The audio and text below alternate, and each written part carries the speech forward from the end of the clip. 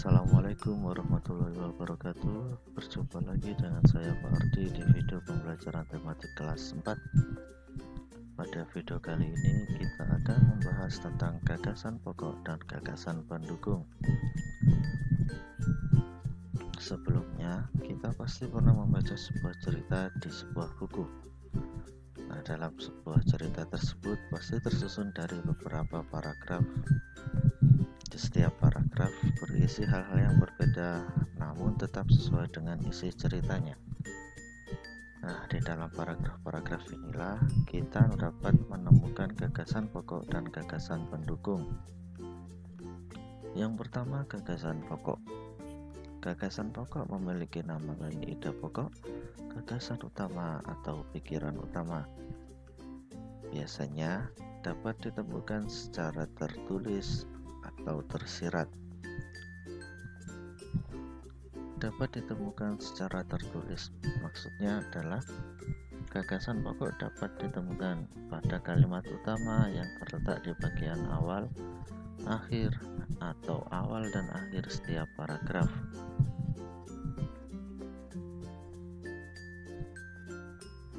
Sementara dapat ditemukan secara tersirat bermaksud gagasan pokok dapat ditemukan dengan cara membaca seluruh kalimat pada paragraf tersebut.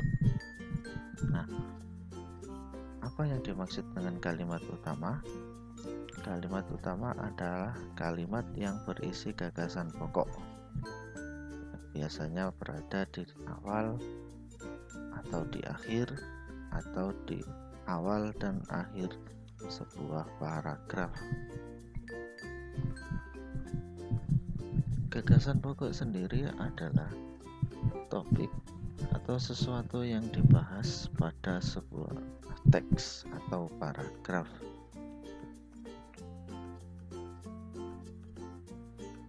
Yang kedua, gagasan pendukung. Gagasan pendukung adalah informasi-informasi tambahan pada suatu teks yang terletak pada kalimat penjelas dalam sebuah cerita atau dalam sebuah teks. Gagasan pendukung mempunyai nama lain kalimat penjelas atau gagasan penjelas. Biasanya dapat ditemukan di dalam sebuah paragraf selain kalimat utama yang merupakan gagasan utama.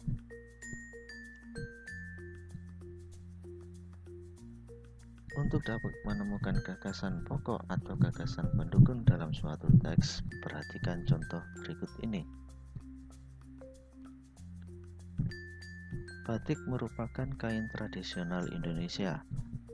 Kain batik dihasilkan dengan cara dilukis atau dicetak menggunakan malam atau lilin yang dipanaskan. Kain batik berasal dari Pulau Jawa. Seiring berkembangnya waktu, batik tidak hanya ada di Pulau Jawa. Beberapa daerah di luar Pulau Jawa juga menggunakan batik sebagai pakaian tradisional, misalnya batik Bali. Dalam cerita ini, kita bisa melihat bahwa yang dibahas merupakan kain batik, sehingga kalimat yang berwarna merah merupakan kalimat utama.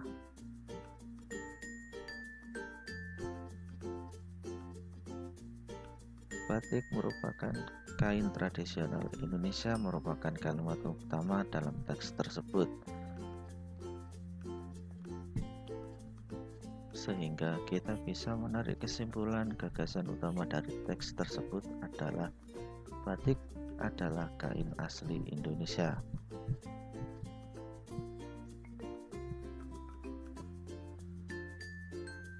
Kemudian, kalimat-kalimat yang dituliskan dengan warna hitam merupakan kalimat penjelas.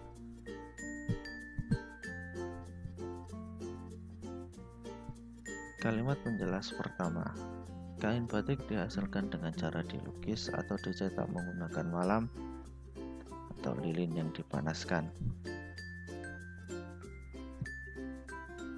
Kalimat ini berisi tentang cara atau proses bagaimana batik dibuat, sehingga gagasan penjelas yang pertama adalah proses pembuatan batik. Kalimat penjelas kedua, kain batik berasal dari Pulau Jawa.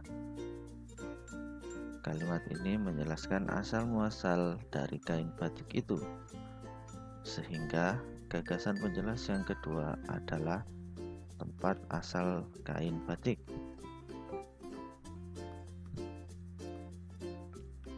Kalimat penjelas ketiga, seiring berkembangnya waktu, batik tidak hanya ada di Pulau Jawa. Beberapa daerah di luar Pulau Jawa juga menggunakan batik sebagai pakaian tradisional, misalnya batik Bali. Pada kalimat ini dijelaskan bahwa seiring berkembangnya waktu, tidak hanya ada di Pulau Jawa, melainkan batik juga ada di beberapa daerah di luar Pulau Jawa. Sehingga kita bisa menarik kesimpulan, gagasan penjelas ketiga adalah daerah-daerah penyebaran kain batik. Perlu diingat bahwa gagasan pokok hanya satu dalam setiap paragraf, sementara gagasan penjelas pasti lebih dari satu dalam setiap paragraf. Nah, untuk bisa mahir menemukan gagasan utama dan gagasan penjelas, kita harus sering-sering membaca dan tidak tergesa-gesa dalam membaca sebuah teks atau cerita. Demikianlah penjelasan tentang gagasan utama dan gagasan penjelas yang bisa saya sampaikan pada kesempatan kali ini. Berikan komentar yang membangun dan like jika Anda suka dengan video ini. Tetap sehat, tetap semangat, dan sampai jumpa lagi di video selanjutnya.